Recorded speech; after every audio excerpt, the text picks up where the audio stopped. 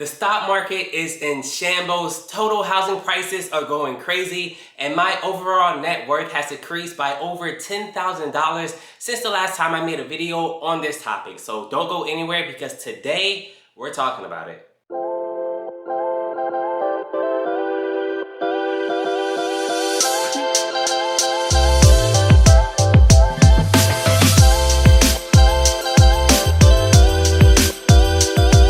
Welcome back to the channel. My name is Javon. I'm 26 years old, and every 3 months I create new videos giving you details on my current growing net worth, or in this case decreasing net worth. I share my thoughts on the market, and I also give you additional details on what I plan on investing in the future. So if you like this type of stuff, stick around. And this is not the first video in this growing playlist, so if you want to catch the rest of the video so that way you know exactly how I got to where I am, I'll leave a link down below in the description so that way you can see the other playlists and the videos that I have inside of that. Now, unless you have been living under a rock for these past couple of months, you should be well aware that the financial market is in absolute chaos.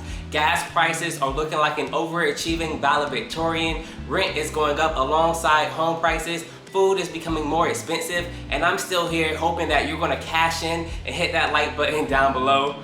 Also, don't forget to subscribe to the channel to catch more finance videos exactly like this. Okay, so with all that being said, if you want to understand my current financial situation and get a picture about why my net worth dropped by over $10,000 since the last time I made a video like this, then we're going to go ahead and dive in like we always do into my Excel spreadsheet. Now, for those of you who may not be aware, on the spreadsheet, I'm going to be calculating my net worth by adding up my current assets and also adding up my liabilities and then subtracting my liabilities from the assets. Whatever's left over, that is my net worth, and it's decreased by a lot of money. So let's go ahead and take a look at why. All right, so under my personal items listed that I have, the first thing that we see is going to be my car, and that is valued worth up to being $8,000.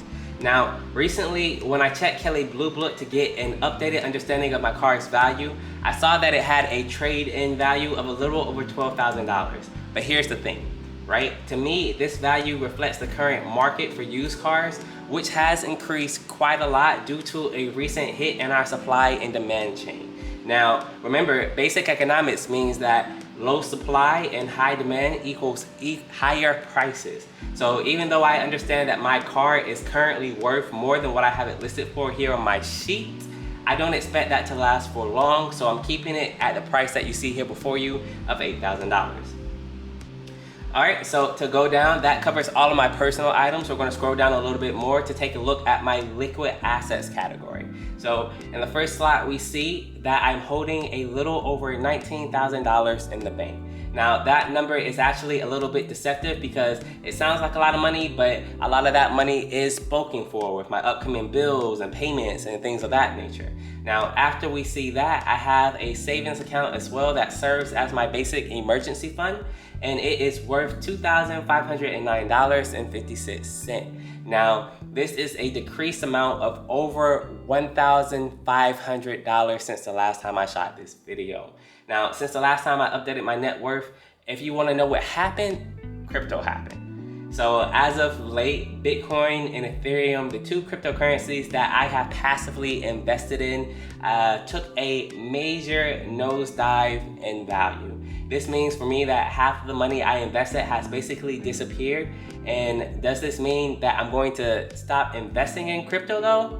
The answer to that is absolutely not. Diamond hands forever to the moon. Over the next couple of months, I actually plan on doubling down, and I'm going to look at this as an investing opportunity to buy more while the prices of these current cryptocurrencies are very low value. So if you want to know more about that and how that's going to look towards the future, make sure you hit that like button and you subscribe to the channel so that way you see future videos that I post about the topic. Now, after my savings, we see that I have a checkings account as well with a little over $2,300 inside of it. And finally, we have an account I have labeled as other, holding a little over $26,000 inside of it. Now, if you saw my last net worth update, you realize that 3 months ago, this account had $82,000 inside of it. And today that number has decreased by over $54,000. Now, if you're wondering why, the answer is simple. I put my money where my mouth was. I bought my very first duplex to increase my rental portfolio, and I made a video with all of those details down below. I'll leave a link for you so that way you can check that out if you're interested. It's a great video. I'll put a lot of time into it, so make sure you go check that out. Now, the duplex itself cost a little over $42,000 for me to invest in, but when you buy property, you have to spend money to get that property, and I had closing costs of a little over or a little close to $10,000 worth of closing costs, in addition to the cost of the duplex itself, which is how so much of my money disappeared. Now, that is everything for my liquid category. Finally, the last category we will take a look at is my investments category. For my investments category, my retirement account is currently sitting at a little over $24,000. Now, 3 months ago, this was $25,000. And if you watch these videos every time I post it every 3 months, you notice that this category usually increases by about $3,000 every time I make a new video. And instead of increasing by $3,000, it actually decreased by $1,000. What happened? And to answer your question, the stock market is currently crashing. We're actually headed towards a recession if you pay attention to the most recent news postings. And I can't say that with absolute surety, but I know for me personally, that's what I'm thinking. So, and that's reflected here. You can see that that value in my retirement fund has decreased by $1,000. So, if we scroll down a little bit more under that, my Robinhood account has decreased by over $1,000 these past 3 months as well, as you can see on the screen before you. Now, underneath my Robinhood account, we see my first investment property worth $100,000, and underneath that, we have added a second investment property, this one being a duplex. Like I said, if you want to see the video, link down below in the description, check it out. That property is worth $169,900. This brings my total assets combined being worth $356,984.78. Now, that is how much I own.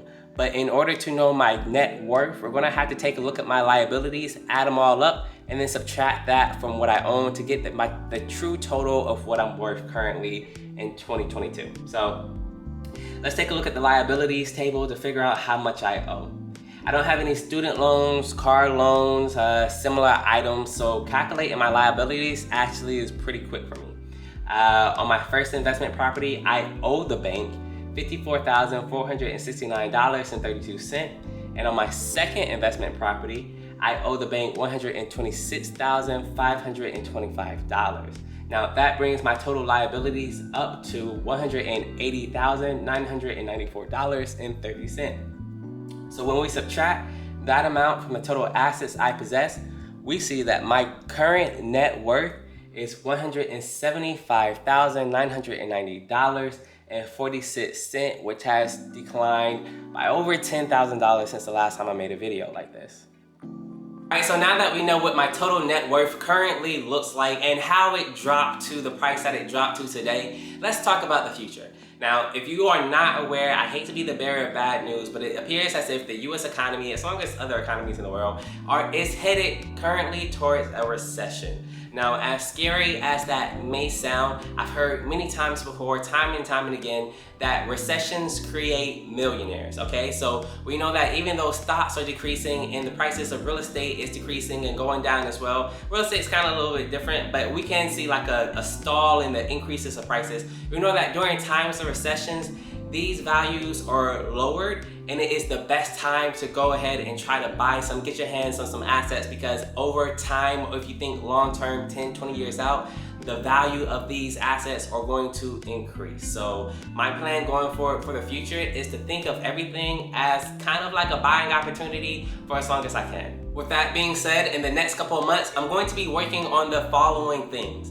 The first thing I'm going to be working on is to make sure that I'm a good employee. I mean, after all, in order to save money, you have to make money, and getting fired is not going to help. So making sure that I'm a good employee, keeping my skills up so that way I know even if I'm let go, I'm employable somewhere, etc. That is going to be one of my very first focuses, making sure that I'm very just good at what I do.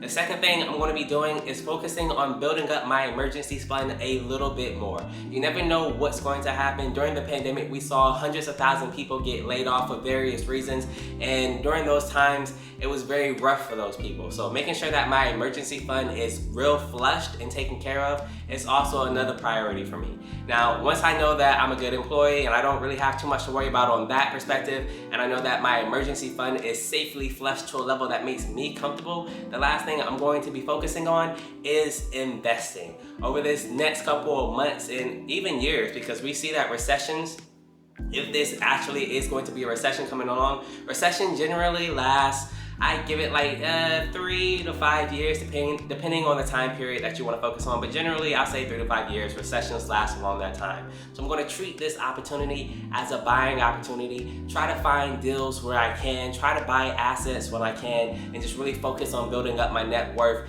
but being secure the whole entire time. And don't worry, I'm going to take you along for the journey with me. So make sure you subscribe to the channel to not miss any videos. If you like what you saw so far, hit that like button down below as well. I'm giving you free content, a free look into my life, and I'm hoping that it's not only helping me, but it's also helping you learn and grow, so that way we can all reach the top together. With that all being said, that's all I have for you today. So I'm going to leave you with peace, love, and happiness.